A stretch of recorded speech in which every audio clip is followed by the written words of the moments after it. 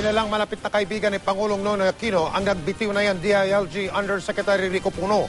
Ilang importanteng posisyon na ang hinawakan ni Puno bago pa man naging senador noon ang ngayong Pangulo Aquino. Nakatutok si Maki Pulido. Nakilala ng publiko si Yusek Rico Puno nang ipwesto siya sa DILG. Pero matagal na siyang kakilala at kasama ni Pangulong Aquino. Minsan na ngang nabanggit ni Puno na hindi siya balay o samar, mga di umano'y power block sa Aquino administration, kundi Times Street, ang kalye kung saan nakatira mismo ang Pangulo. Mas kilala ko siya at in terms of public image niya bilang isang personal na kaibigan ni Pinoy. Hindi naman ako samar, hindi ako balay, ako ay Times Street. Ibig sabihin, mas malapit siya kay Pinoy. Naging presidente si Puno ng Far East Ballistics Corporation, isa sa mga kumpanyang nagbebenta ng bala at baril sa PNP.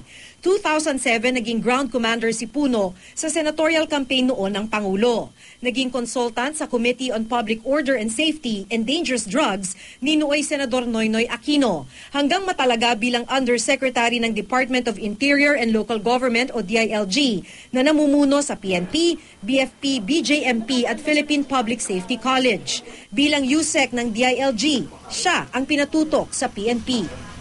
Nung ang Pangulo ay kasisimula pa lamang sa politika sa House of Rep, hanggang umakyat si Pinoy sa Senado, tangan-tangan niya si Puno sa Senado. Pero umalingas-ngas ang pangalan ni Puno nang ituro siya bilang isa sa mga di umano'y tumatanggap ng kweteng payola. Ganito ang kinikita galing sa weteng ng lahat ng opisyal ng ating gobyerno. National level, 1% to the syndicate consisting of the DILG Secretary or Undersecretary, the PNP Chief, and the CIDG Head. May 1% sila. Sakita na yan. Ultimate recipients, Yusek Rico Puno. Itinanggi na ito noon ni Puno. Kung ako ay magiging pabigat sa kanyang gobyerno, handa ko laging umalis at bumitaw sa aking posisyon. Naging mainit rin ang pangalan ni Puno nang mangyari ang Manila bus hostage crisis kung saan 8 turista ang namatay.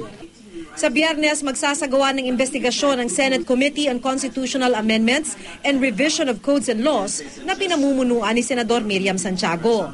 Balak niyang ungkatin ang pagpunta ni Puno sa condo ni yumaong DILG Secretary Jessie Robredo. His resignation does not relieve him of the obligation to appear at our public hearing here in the Senate on Friday morning.